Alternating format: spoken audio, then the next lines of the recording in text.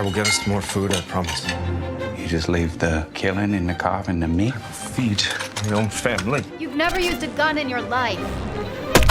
Let's jump in because I have way too many questions. Let's go. Let's end it. Yeah, there's not too many people that have played two Disney princess. And you're one of them with Into the Woods and Aladdin. What the hell is that like? Playing to an honor, first of all, that someone would think I could be a prince, because I came from a blue collar family working with wood my whole life. I'm actually renovating my house here in Georgia at the moment. Yeah, it's really cool. I love wearing the tights and all the fancy clothes and getting prepped. And honestly, for me, working with Disney majority of the time has been about sharing the experience or love or joy of acting with the audience, and having the idea of having parents and their children sitting through a film together and sharing an experience brings me such joy. That's actually where it all stems from for me, playing those wild characters. And not just like anytime it's a 4-quadrant like kids movie, like even Spy Kids I did, Lilo and Stitch is coming out. I love that because I could just imagine a child sharing a moment with their parents and being like, God, I have this memory about the guy Billy playing a weird character in one of these movies, and that they get to share it with their family.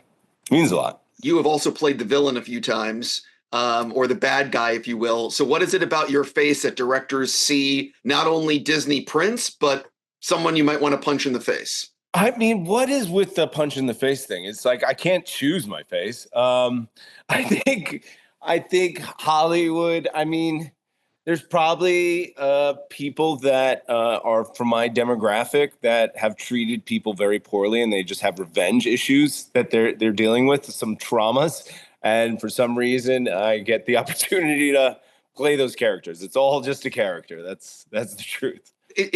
You're in a very unique boat, though, because a lot of times people who play villains all the time. And a lot of times people who play the good guy all the time. And you've been able to go and play the antagonist and the protagonist. Yeah, I don't know. I think it always comes down to the character itself. Like, I think when I was in my late 20s and like early 30s trying to go into the leading man situation, those characters were always boring. So I was always stemming or looking for this character that has a unique perspective on life, or they have their own personal challenges. Because even a villain is not the bad guy in their own story. They're just doing what's right for them. And I think that's what makes a successful villain, is that they're doing the best they can in their life and they're trying to get out of it. Because they're not the bad guy in their story. Early in your career, you were one of about 1 million actors who got to do Law and Order. So what did it mean to you to do an episode back then when that was a really good gig? I mean, I heard it was the initiation into the acting industry is to be on a Law and Order. Like, you did not cut your teeth until you were on one of those shows. I remember I played Sweetie Ness. I was a male prostitute giving out PJs and like in a traffic stop and getting arrested for it.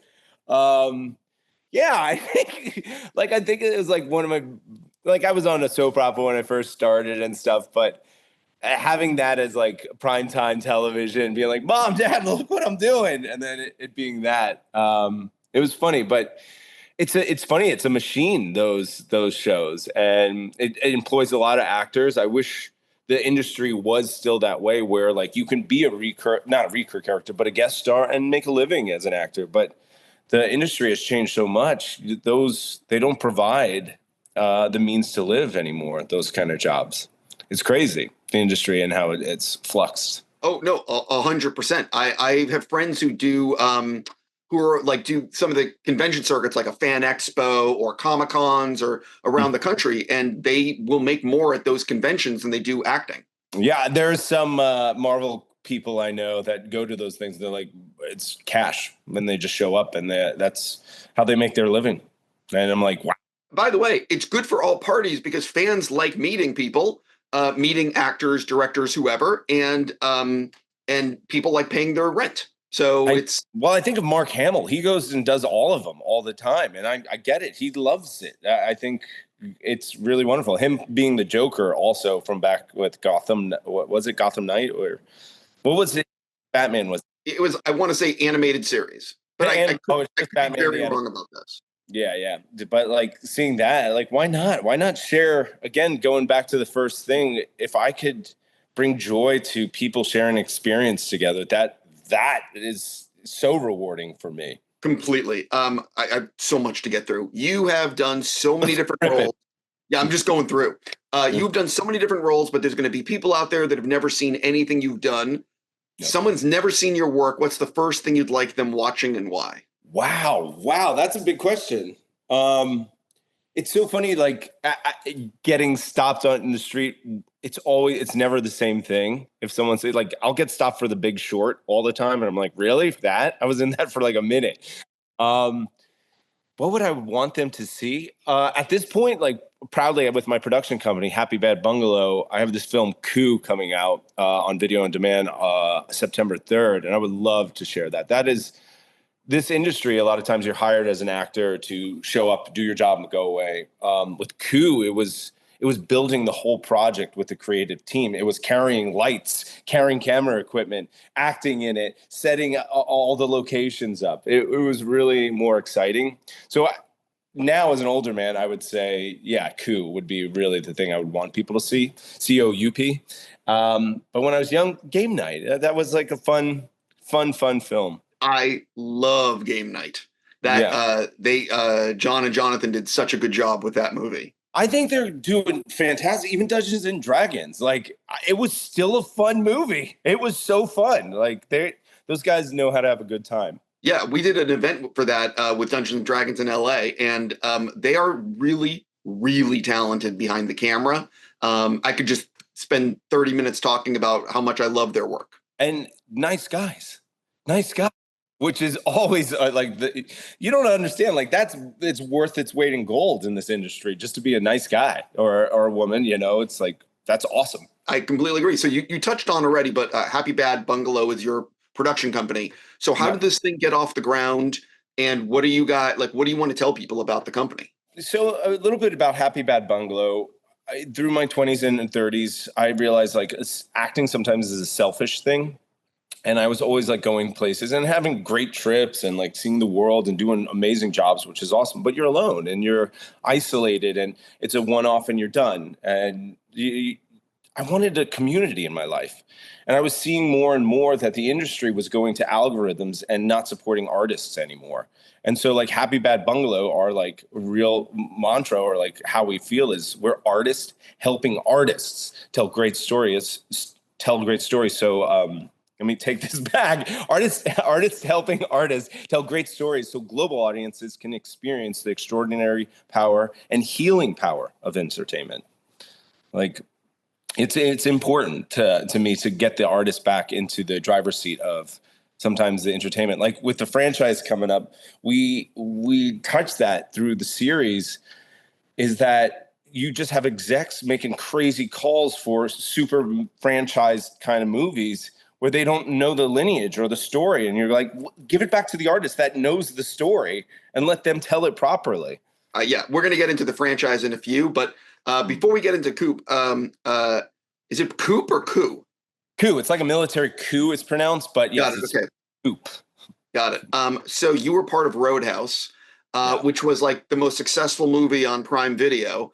What the hell was that like when all of a sudden everybody and their brother was watching this movie? I mean, I couldn't be working with Doug Liman. First of all, is a dream. He is fantastic. I mean, now I can't think. The looping movie, Day After Tomorrow. Edge of Tomorrow. Edge of Tomorrow. Gosh, one of my favorite movies that I don't even know the title of. Swingers. He's the man making film, and as a creative and director, I was like blown away to work with him. But then for it to be on such a big platform and get out and let the world see it. It was really exciting to feel like a real piece in it, and like be an artist to express myself through that work was really cool. I do not like I think the shared pool afterwards is not fun anymore. Like the way people that worked on the film do not get to see any of the benefits of it being a success. And that's a problem with our industry nowadays, I think. I have a friend who's producing something at Netflix, and they just changed their contracts. So he was saying it to me on stage at Comic-Con during our producer panel, where they are paying, I think, less upfront and more reward in the back end. Because I think one of the problems is that, and again, this is like a bigger conversation, and maybe correct me if I'm wrong, but the problem is with the with the streamers is that they would pay everyone a certain set rate, like it's a hit, not a huge hit, but like a hit.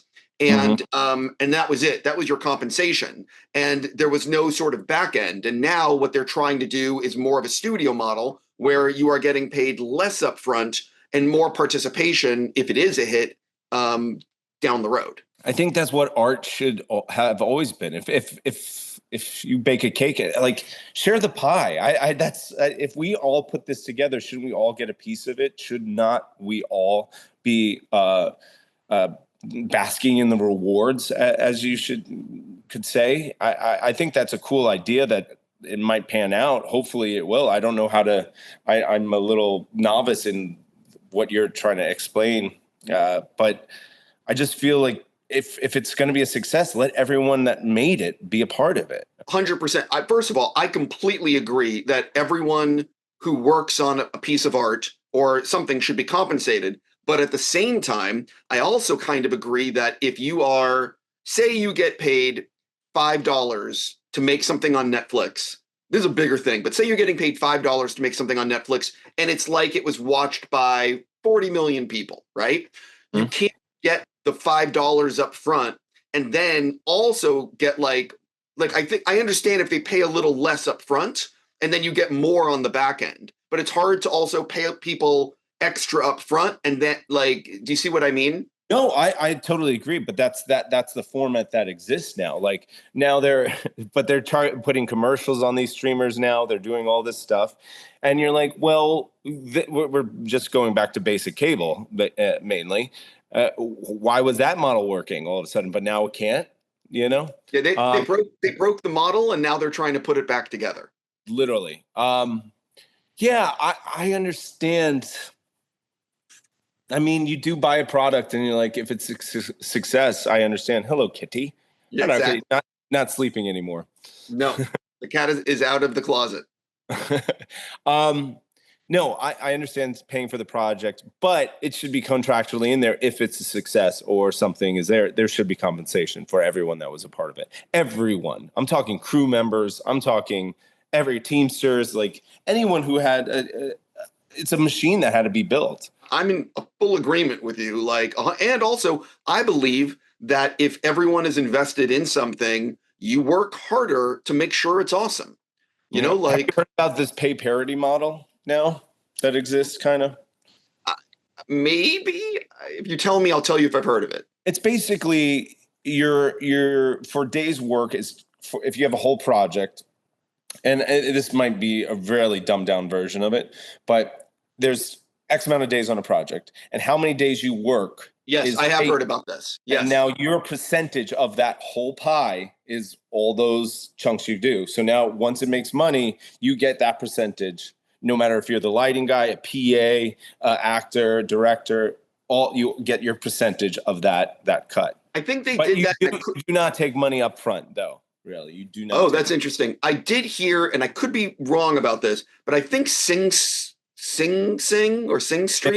Jockey, those guys started that whole thing. Yeah, because they were telling me about it, and I thought it was so interesting. But look, anything that gets people more money in success, obviously, I am 100% behind. Moving on to the next thing, because we could spend an hour just talking about contracts and compensation. Are you still in disbelief that you were in a James Bond movie? Yeah, sure. Disbelief, but belief. I became friends with Cary Fukunaga after doing a TV show called Maniac. And, when we just creatively got along on stuff, and he gave me the call and he was like, would you be interested in this? And I'm like, hell yes, of course I want to be in a James Bond movie. Can I fight him? The whole thing. Let me get one punch in. Yeah, those are monsters. That whole, working with Barbara Broccoli and Michael, as producers and seeing they build the whole world and everything. It's unbelievable. It really is. Yeah, it's funny. I look back on it in those moments, and it's happened on a few career projects. I just wish I was present more in the moment because I look back on it so fondly. But at the same time, when you're there doing it, you're like trying to do your job. You're trying to you're doing the work. So just basking in it at the moment, it's challenging because you're trying to do your job the best you can. But I do what a treat and part of such a legacy. It's a gift. I feel very lucky. Again, it all can disappear, and I can't believe I got to be a part of some things like this. It's really crazy, man. Try explaining to people. People are like, well, what is it like to put on like I'm doing a studio at TIFF in a little bit, in a week, 2, whatever. And we have like 45 films coming in, and everyone is like, what is that like? You have all these different people coming in, and I'm just trying to survive it. And it's very hard to prep and watch all these movies. And it's very hard when you're there to sort of enjoy it, even though I am so grateful to be there and I want to enjoy it. But it's like you're in the middle of the whirlwind. Yeah, and you're just trying to keep your head above water, even though it's fun. Like, I think we're addicted to that. And correct me if I'm wrong, Steve. Like, you're addicted to it, the rush of it, the getting it done, being in the hurricane of it. That's. I think we have a addiction problem to it. Oh, you're 100% right. So jumping into Coup, Yep. What was it about this? First of all, congrats on the movie. Thank you. I really enjoyed it, and you were great in it, and you and Peter together are great. But what was it about the material that said, oh, I need to be a part of this, and I also want to be involved as like an executive producer? Yeah. Or producer. First of all, for me, and correct me if I'm wrong, when I've read the script and then, to make this movie, it feels like an older film. Not because it's like set in 1918, but it had that component of 2 characters really fighting for their needs. And like, it's the human element that I craved, and that conflict between the 2 characters. Also, the hypocrisy of what people say and what they do was really intriguing to me, because it wasn't trying to be a big flashy movie. It had a poignant thing to compromise. Again, sorry. We have social media now. We have internet. We have all this thing. And having a film set talking about the hypocrisy of people writing something and how they act and then what they do in real life are 2 different things. And it's the same way with social media now. You have people putting photos up, telling stories like, my life's so great. But once that camera goes down, it's all bullshit. So like, what a great platform or stage to have that conversation and bring that to the forefront, the hypocrisy of what people do and say. And I a lot of the impetus for the idea, the genesis of the idea from the writers was like Chris Cuomo or Chris Christie, or one of them, was in the Hamptons being like, oh, we're stuck during COVID and fighting for this. But he wasn't anywhere near it. He was in his palace far away reporting on the horrible things happening in the city. So it's like, let's expose that. Let's say something about that. Yes, 100%. And also, I go on tangents. Sorry, dude. No, 100%. Because the fact is, like, even though it's taking place in 1918 and using the Spanish flu as its thing, it's just as accurate as 2020. Yeah. Like, there's no, you know what I mean? Yeah, 100%. Yeah. So what is it like? Peter is such a gifted actor. Oh my gosh, yes. What is it like actually? Hold on, let me move the cat. What is it like actually working with him? And like sharing scenes with him, because he's so good. He is a talent. I remember seeing him when I was like in college, and I saw Garden State for the first time. I was like, this guy operates in a different world and has an ease and a smoothness to him. I love to work with actors such as himself, because it's like when you work with them, you're playing jazz. You know the scale that you're playing on, the note structure that you're in, but then you get to riff with all inside of it. And he just picks up and it moves, and he's malleable. And that's jazz. Like, acting to me should be like jazz. It should feel natural, and we're moving through the scene and pick up and throw moments back and forth through each other. And he's just a fun guy, man. My favorite times was we would shoot all day, we'll pack up the lights, and then go grab a beer and hang out and like just talk about the fun stuff for the day, and then maybe what's coming tomorrow. He was such a wonderful collaborator to work with. Yeah. he is just I could watch him read the phone book. You know what I mean? What was it like actually getting to film mostly in New Jersey, mostly in one location? Like, what was like the actual making of the movie like? So again, on these smaller budgets that we don't have a Deadpool Wolverine budget to put this out there. And first, I want to say thank you for taking the time to do this. This means a lot for films like this that do not have those budgets for PR and press. Anytime like someone like you can offer the time to promote something like this, it means the world. It really does, because there are giants out there that we're fighting and trying to put entertainment out into the universe. It was actually set in 3 different locations, and it's a small budget film. We're carrying camera equipment, lights. The crew's maybe 25 people. We got all the exterior scenes first because it was on one setting of the exterior of the house was one thing. We're shooting completely out of order. Everything outside, freezing cold. Then we went into the house to fill in all the gaps. The pool was its own location as well. So you're just putting these pieces together, hopefully constructing a film that will turn out well. But it was fun. Again, it was like summer camp in a way. Yeah. How much fun did you actually have playing Jay Horton? Because the thing about him is that he's obviously, and you said it earlier, he is basically this wannabe progressive living in a mansion with servants. It's crazy. Yeah, I think we have, again, having a period piece using that veil, we could have the conversation of someone who's a social justice warrior being like, yes, follow my rules, follow my lead. We'll do it this way as long as you're following my rules. It has to be under my thing. And like, we have that today. We have people screaming. We have politicians nowadays going like, oh, we know what's right for the people. You haven't been in touch with the people for years or maybe like decades, And you go like, how can you make a decision for the working class man when you don't even know what it is to work as a working class man? I'm not sure how much you were involved in the editing, but how did the film possibly change in the editing room in ways no one expected going in? I was blown away by the seamlessness of the interiors to exteriors, making sure the plot lines and the story character arcs really connected, especially with there was only 7 characters in the piece, but like even those smaller characters coming together and seeing a full human being. So I can only commend the actors that played those parts to see that come together and feel the life and feel the tension. I just love the tension that slowly builds in this film. And it's just like, it's not devastating, but it hits so deep for some reason where you're like, oh, I know that feeling and I'm angry and upset. And like, there's no villain in this story. They're both bad people. And you're like, I'm rooting for this character for some of the film. And then I'm rooting for this character, but whose side am I really on?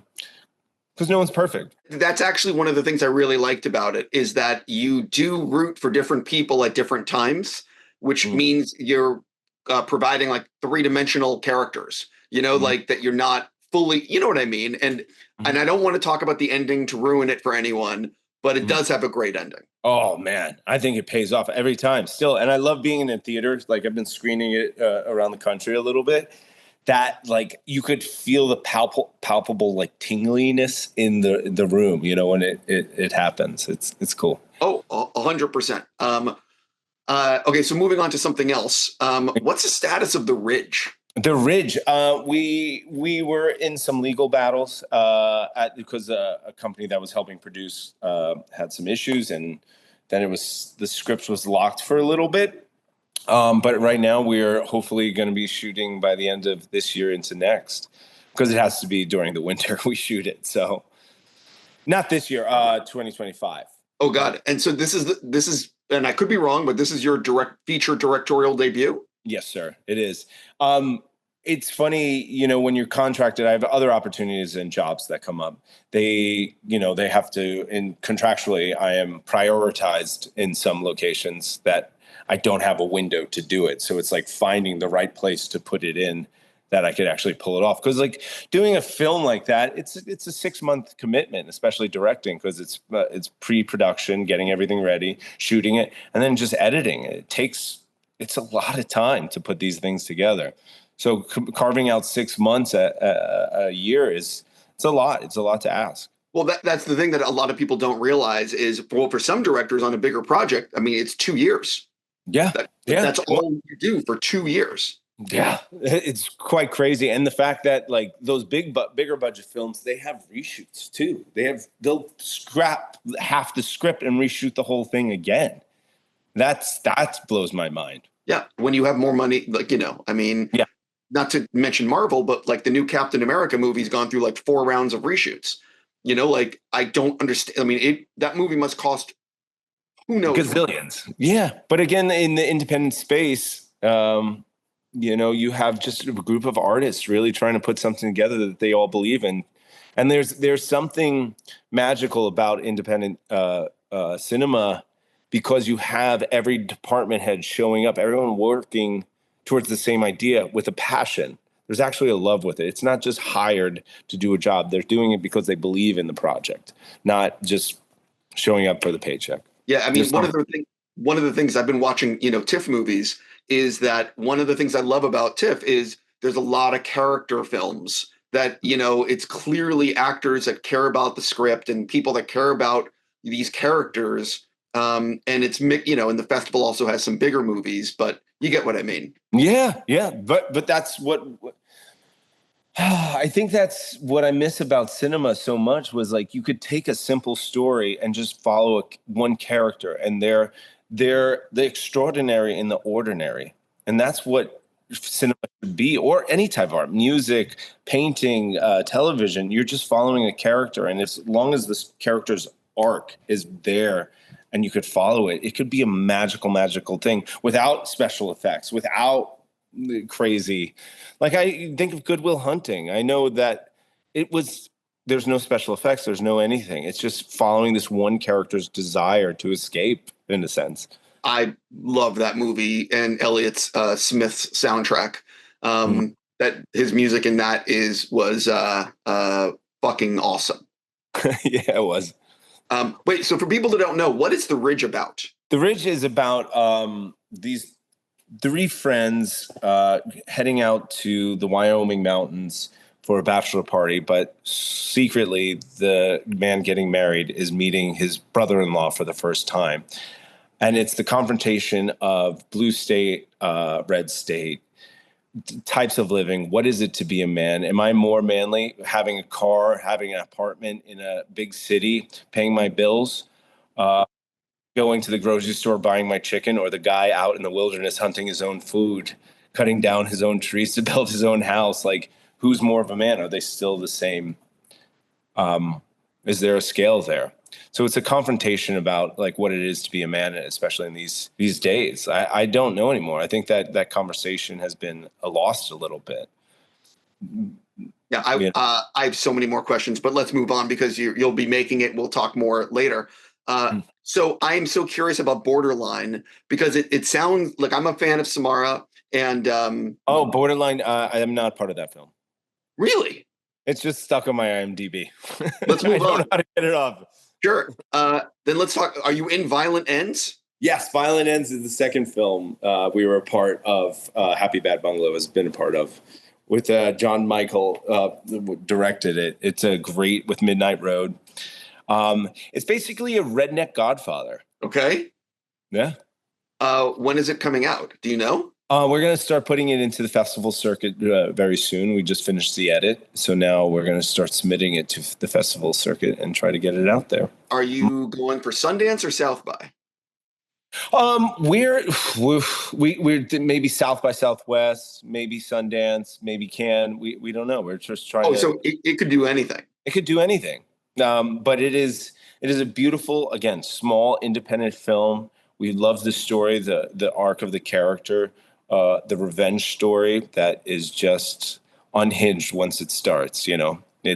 Once it kicks off, it just doesn't stop. Is it like R-rated, hard R? What? No, not a hard R. No, but Okay. It probably will be an R-rated film.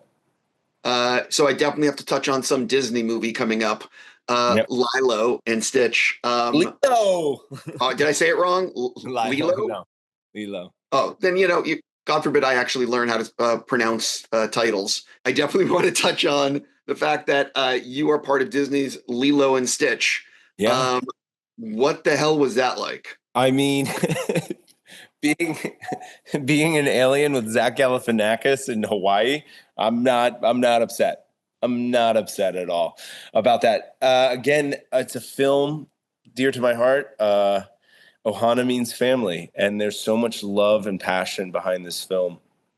The opportunity to play such a character as Pleakley and just be crazy, which I love doing, was a gift. I don't know even what I can say or really do. It was a treat. I can't express it. I've been finally doing some ADR stuff for the film, and I'm like, oh, it's gonna be good. It's gonna be good. Is that one of those things where you're like really tapping into like your 8-year-old or your 5-year-old when you're performing? 100%. Yeah. Again, I'm an alien that loves Earth and is like excited about everything it has to offer, even the grim things. And just to go play with Zach and the young actress that played Lilo was a treat. And playing with an imaginary Stitch, it was so good. There was puppeteer work too, but yeah, you do. What if I could make the little girl laugh? I was like, oh, I'm doing it right. Okay. That was the key. I don't want to get you in trouble because I don't know how much you can say, but how would you compare it to the animated film? Is it, you know what I mean? For fans of that, are they going to be super happy? Is it very similar? Like, I hope they just embrace it as its own story. Like when they make these live action films, sometimes I think people hold on to what the other one was, and they're not in competition. That's what I want to clarify. There's no competition here. It's honestly just celebrating. Again, this is a story about finding family and friends and being an outcast and finding your community and your family. Like, I don't know why. I would hope you wouldn't fight that and embrace that. That's the story we want to share. That's what we want to put out in the world. I just hope people don't compare it. Like, you shouldn't. I completely agree. And I do think that there's too much emphasis on how does the movie compare to the book, or how does the movie compare to the animated movie, or whatever it may be. Like, each thing should just be judged on its own.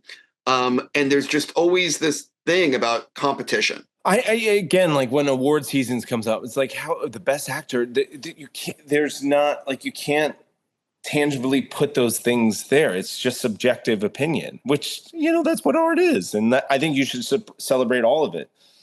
I mean, and your opinion is the currency of it.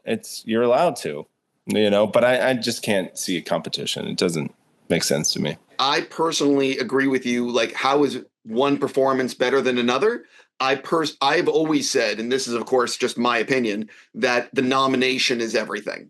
If you are one of the people nominated at the end of the year for Best Picture, Best Editing, Best whatever it is, that is basically saying you were one of the best of the year. It doesn't matter who wins. I totally agree. I couldn't agree more. It's like, well, a lot of people agree that this brought something out and you touched something very specific and deep within the audience. I agree. So jumping into something else, you just got to work with Margot Robbie and Colin on A Big, Bold, Beautiful Journey. Yeah. Which is a little bit of a cast. What can you tease? A little bit. What can you tease people about it? And like being, you know what I mean? To tease, it's a big, bold, beautiful journey. It's I don't know if they'll like me for saying it this way, but like for me, it is almost like an Alice in Wonderland kind of film where you slowly go into the rabbit hole and you rediscover your life and what you did and your choices and the confrontation it is with the choices you've made in your past and where you can go into the future. It's an examination of who you are and what are your values. It's a really big, bold, beautiful journey. There was a great other comparison I had it to, but it's slipping my mind right now. Again, like working with Margot and Colin and Sarah Godin was in it with me as well from Coup. It was a great few days of shooting with them. Great, talented people. Kay was unbelievable as a director. I really enjoyed him so much. One of the cool things about being a part of a project like that is, a shit ton of people are going to see it. I guess. Yeah, I guess it's so funny. Like, I've had such a big this year shooting the franchise, because I shot the franchise, some other TV show that I don't know if I can say. And then that all at the same time. I was 3 projects. So it was like the time commitment to that one was so different from these other projects that I was putting together. Yeah, I'm excited to see what it is. I don't know what it's going to become. Speaking of the franchise, like Sam Mendes, like the people that are behind the show make it a must-watch show. But number 2, for like what's going on in Hollywood and especially the last decade of the popularity of the superhero genre, it seems very, very timely. So what can you tell people about the franchise and like why you wanted to be a part of it? First thing, it's nice to see a show that celebrates and exploits the people that actually make movies, not movie stars.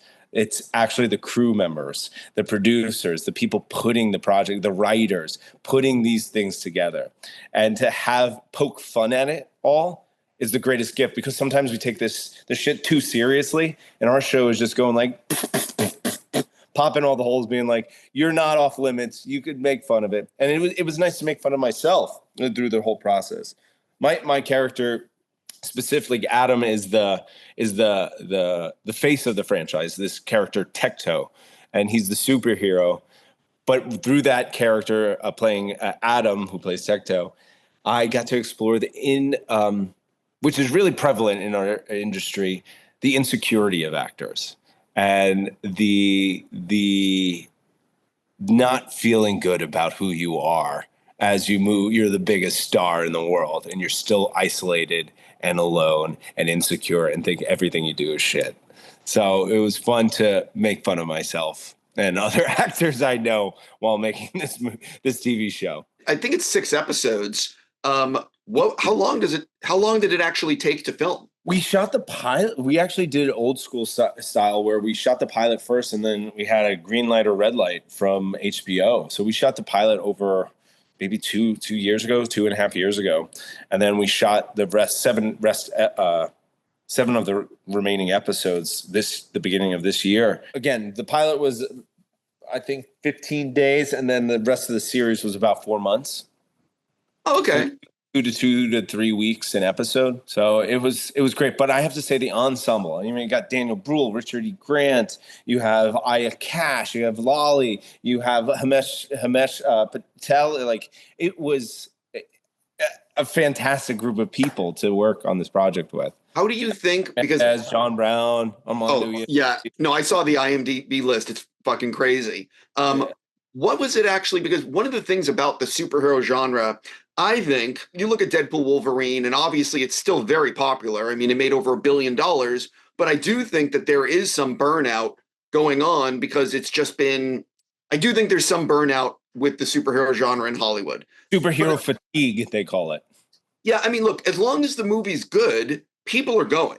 But I think it's like when there's no buzz on it anyway. So like, how does the franchise sort of get into the superhero-ness of it, and how much is it sort of like that's just part of it? It's really about the making of these things. No, it confronts those issues a lot, and like we have characters in it. Darren Goldstein plays a great producer that is a high up person in, let's say, the Maximum studio system that we have for our show, and how productions can be ripped apart, torn up, put back together, Frankensteined, and we cover those boxes that these studio heads need to check and confront those issues, because they are at the same time, I think, scared that it's feeling like is the gas running out here.